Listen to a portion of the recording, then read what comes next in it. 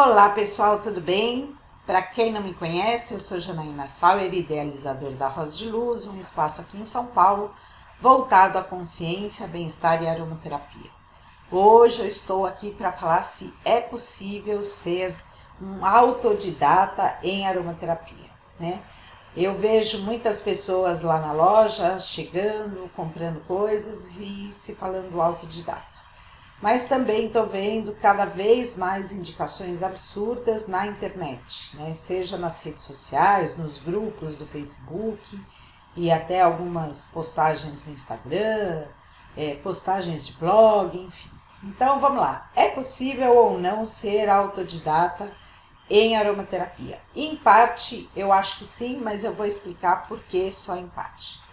Primeiro que a aromaterapia não é só saber para que serve um óleo essencial, né? É bem importante a gente entender as propriedades, as aplicações, mas existem muitas minúcias, muitos detalhes que fazem uma grande diferença na questão final, no produto final, né? Então a gente poderia aqui citar vários pilares que vai ter aí esses detalhes que fazem diferença, né? Vamos começar aí falando um pouco sobre a planta e, consequentemente, sobre o produto que a gente vai ter, o óleo essencial, só para a gente citar algumas. Então, vamos lá, a gente pode começar pelo detalhe da planta, né? Nem todo alecrim é igual, nem todo hortelã é igual, nem todo manjericão é igual. Cada espécie botânica apresenta um conjunto de moléculas que é esse conjunto que vai apresentar, que é o que a gente chama de princípio ativo, ou seja, é como um remédio, né? O remédio ele tem um princípio ativo que se espera um efeito dele. As plantas, os óleos essenciais também têm esses princípios ativos, que são as moléculas químicas ali, baseado nessa química, o que então vai proporcionar, qual é o efeito que esse óleo essencial vai ter. Mas muitas pessoas não sabem, e desde a produção desse princípio ativo na planta é uma resposta metabólica dessa planta às condições, ao lugar onde ela está sendo cultivada, né? Ou seja, mesmo sendo, a gente pode considerar aí as condições do solo, da região, o índice de sol, de chuva, qual é a incidência, qual é o horário da colheita. Algumas plantas às vezes devem secar, descansar um pouco antes da destilação ou não. Por muitas vezes é importante a gente saber então aí o que é o geotipo, né? Ou seja, qual é a origem daquele óleo, daquela planta, aonde ela foi cultivada, né?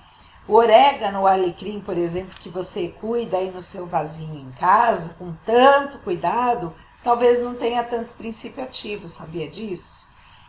Porque você cuida tanto dele que ele não precisa muito se defender, né?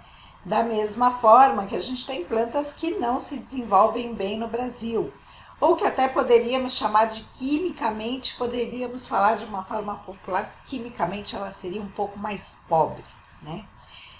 Esses dias, inclusive, veio uma pessoa na loja comprar um difusor e um óleo para outra pessoa, né? E aí ela ligou, passando alguns detalhes, e aí a pessoa falou para ela, traz para mim também um alecrim.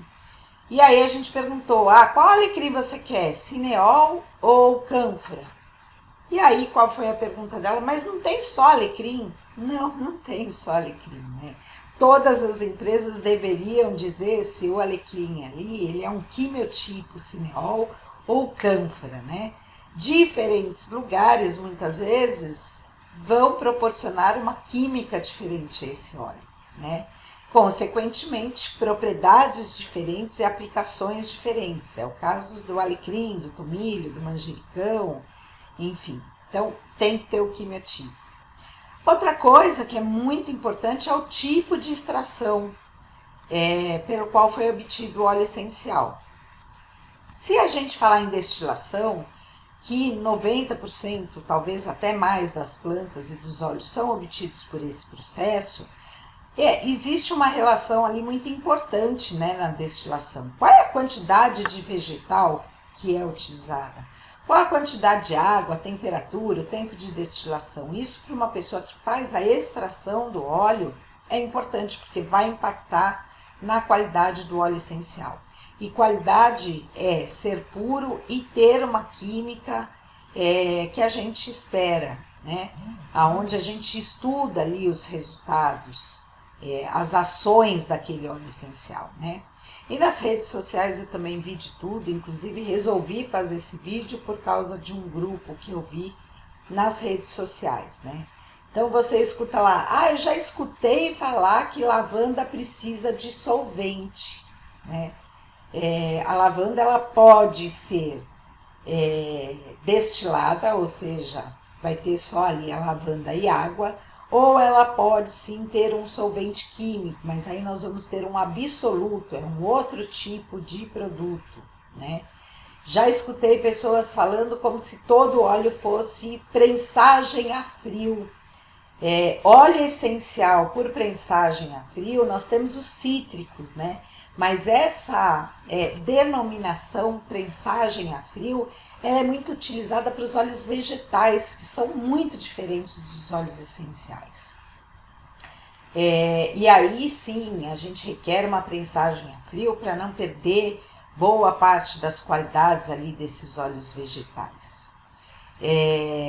E falando em cítricos aí, que foi dos meus exemplos, né? Eles podem sim ser obtidos tanto por prensagem quanto por destilação. E você, autodidata, sabe qual é a diferença de um óleo cítrico obtido por prensagem ou por destilação? Vamos testar algumas coisas, né? Você sabe os nomes botânicos? Essa até que é simples. Você sabe que toda vez que diferencia o nome botânico, também vai diferenciar a química, as propriedades e as aplicações desse óleo? Você sabe o que é um geotipo ou um quimiotipo? Você conhece diferentes formas de obtenção dos óleos essenciais? A gente tem a hidrodestilação, a destilação a vapor, nós temos um óleo absoluto, um óleo CO2. Quando comprar cada um deles? Você sabe qual é a diferença química, o que esperar? Ou você de repente já comprou um absoluto e ficou meio surpreso porque ele é meio pastoso, ele é um pouco mais duro, ele não vai pingar? Reclamou com a empresa? Talvez seja falta de conhecimento. Qual a diferença do cítrico, prensado e destilado que eu já comentei? Você sabe o que é um LFC?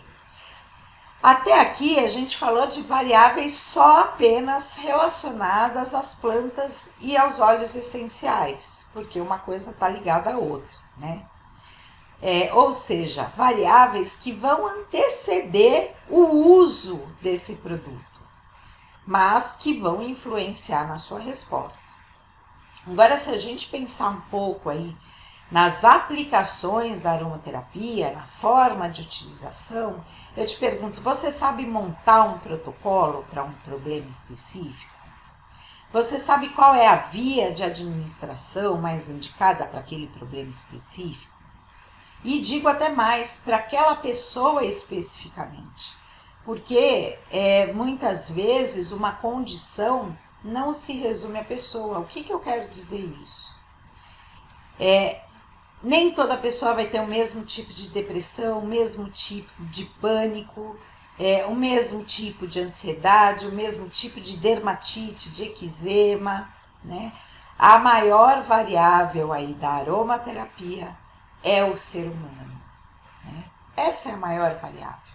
E ele tem que ser considerado de forma holística, né? O ser humano, ele é único. Então, o meu quadro vai ser diferente do seu quadro. Isso é muito importante. Mas voltando ao uso, qual via você vai utilizar? Olfação, inalação, uso dérmico.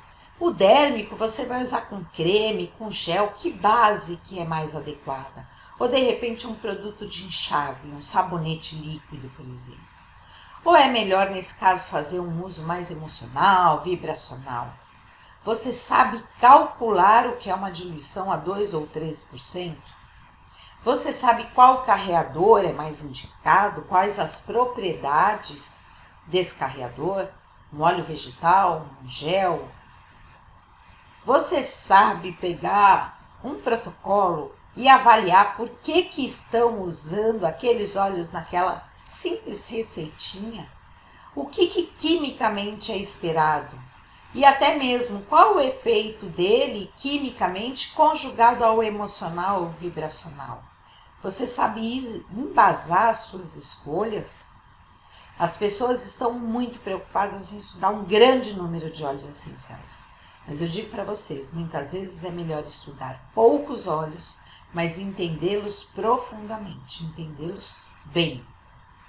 Além de uma base sólida, a gente viu que muita coisa antecede o uso do óleo essencial. Para que esse conhecimento de base seja fundamental. Então, por que eu falo até certo ponto? Porque muitas vezes, pelo menos um ótimo curso, te dá a base sim para você depois estudar algumas coisas, né? E eu digo, uma prova disso é que a Abra Aroma, a Associação Brasileira de Aromaterapia e Aromatologia, desenhou um currículo de 400 horas para a certificação de aromaterapeutas. Nisso inclui estágio e prova final também. Por isso que eu te digo que eu tenho orgulho em ser aromaterapeuta certificada, mas também sou uma eterna estudante das plantas. Eu falo que elas são tão complexas que nós vamos precisar estudar muito, né? Aliás, falando aí da Abra Aroma, você sabe a diferença entre aromaterapia e aromatologia? Essa fica para depois. Enfim, acho que é isso. Se você conseguiu responder a todas essas perguntas e autodidata, parabéns. Agora, pense bem se você não precisa de bons cursos e boa base. E tomem muito cuidado com o que você acha na internet. Aromaterapia não é moda. Aromaterapia é cuidar do ser humano de forma holística e requer conhecimento e consciência.